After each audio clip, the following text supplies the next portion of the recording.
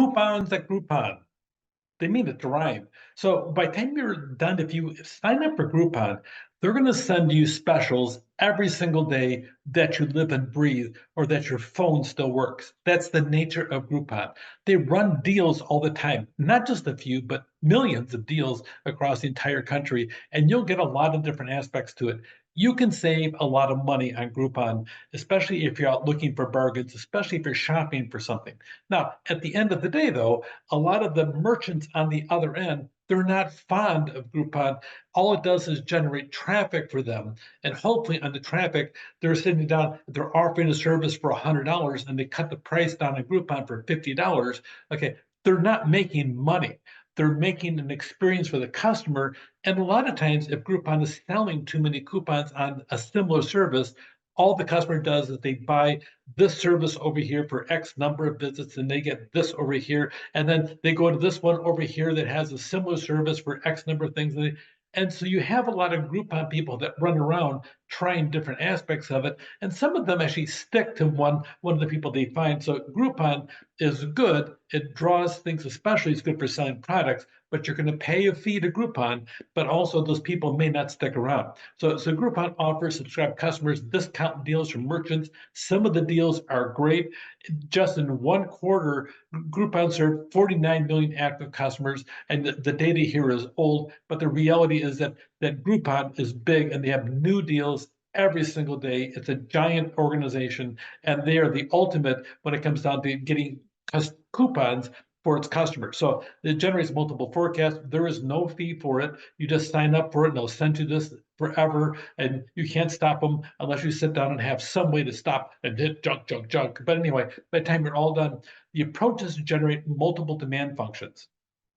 True demand price relationship, it's approximated well by this type of demand function. If you want to have this service or this product over here and here's the price for it, it may sit there, but if you have a Groupon that knocks off 20%, 50%, or whatever percent it may be, all of a sudden now people will find it more valuable. A lot of it is a two-step process, is learning and then optimizing the pricing. Groupon is a great tool to have this. So they split the product life cycle. A lot of times the product is sold on the website into two parts. The first portion is learning, and the second is the price optimization. Especially if it's new and hasn't been on there before, they're not going to know exactly, a lot like Rue La La in the aspect of they're not going to know exactly what that service or what that product is valued by the customer. They'll have to experiment a little bit like I did back in the old day of actually working in a fabric store. When you get flat fold fabric, what does the customer really want to pay for this particular item? Sometimes they're willing to look at it for that price but not buy it. So when will they buy it? So you're trying to measure that magic price point with the customer. At the end of that learning period, know how much is sold and identify demand with the closest demand prediction at this level. Now, what's really smart about the Groupon model, though, they're going to work with you as the merchant and see what is that optimal price, but also they're going to have their fee. And the example they provide is a $17 item. You as a merchant, you're going to get $10 back from that. You're going to give Groupon $7 of the $17 price. But if they're going to experiment with it by playing games and dropping it down to 15 to see what demand is, at least the merchant can still be guaranteed to get the original price, which is a really smart move. It gives Groupon the ability to sit down there and customize and experiment with optimization of the price model. So the Groupon gets the money as well as the merchant. If you learn for a long time, you'll have an understanding of the true demand function of that particular product or that particular service. It just depends what you're doing.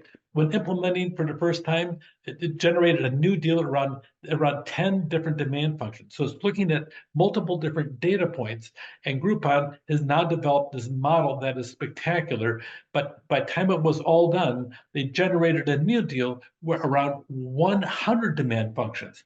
That's part of it because they get millions of different hits every single year. So they're paying attention to all the different data that they're accumulating, and they can develop a super highly functional and coordinated function. Now, with the implementation of AI, it can even be better and faster for all of its clientele.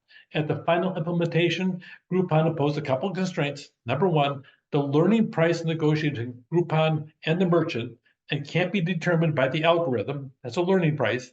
They only allowed a price decrease at the end of the learning period in a range of 5 to 30%. And the local merchant receives that fixed share, and that way they're not going to get burned because Groupon is experimenting with the pricing. By the time it was all done, their deal spanned 5 different categories. And if you look at the total amount paid by customers to Groupon, that's one measurement, and the other is the portion that Groupon keeps after paying local merchants. Among all of them, they have significant revenue increase based upon their price optimization model. This stuff really works when you're optimizing it, especially by gathering multiple data points.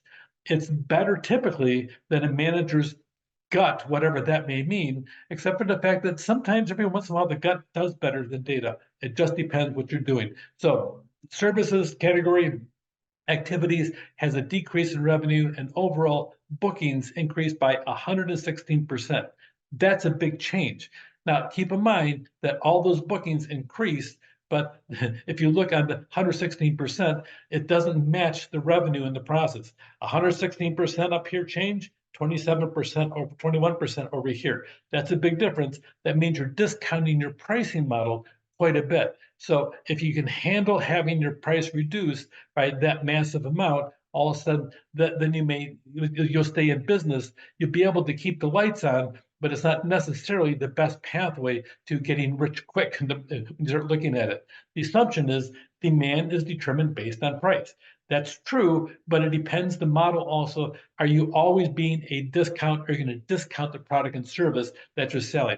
Realistically, demand is random. At the end of the selling season, have you liquidated the remaining inventory? That's a good time to use Groupon right then. Think about the demand from the customer's perspective. Each customer has a price that he or she is willing to pay for the product. In their mind, this is what that's worth, or this is what I'm going to pay for it. And they have a right to do that. They're a customer. So they're looking for markdowns, they're looking for deals, and Groupon is full of them, and it is a haven for people that love markdowns. So when you start looking at all the different formulas, 400 customers have a reservation price at or above $1,200, but you'll see as lower the price, the more customers. It just depends what you have. Sell the product to the customers whose reservation prices were below the original price, but above the sale price. That can actually be more beneficial because you would normally be selling at the sale price. So traditionally, retailers avoid markdowns. They don't want to do it. No matter what happens, they'll have to do it sometime. But if you can sit down and for a while have your product selling at a higher rate than you would normally, because in fact you have a huge demand or a spike there, because the customers view it as more value, that's a big thing. A low reservation price, customers see that as less desirable or profitable. It's useful to get rid of excess inventory because you don't want inventory hanging around. But we found out many years ago in the aspect of that we started keeping things from one season to 1 year in annual aspect. So if you have a winter sales thing, you mark it down 20%, but you don't liquidate the whole thing. Sometimes you just put it back in storage and bring it back out next year and sell it again at the same price or discounted price, and don't take the big bath of losing money on products. Groupon, they have this fabulous program, two-step process, learning and optimization. Consider the product and service life cycle as to where that service or where that product is out there. Is it being phased out? Is it really at the very beginning of its entire product life cycle? And then provide security for merchants when experimenting. That's always a smart move. And that way people will trust you, and trust is a big part on this experimentation and price optimization. And negotiate pricing if you need to between the merchant and Groupon. That has really helped it. Groupon is a major player in the world of coupons today, and probably will be with this model, especially now that AI is much more prevalent in its model as well as others as well. So Groupon, it's a good way to learn and actually fix your price optimization opportunities. Take care.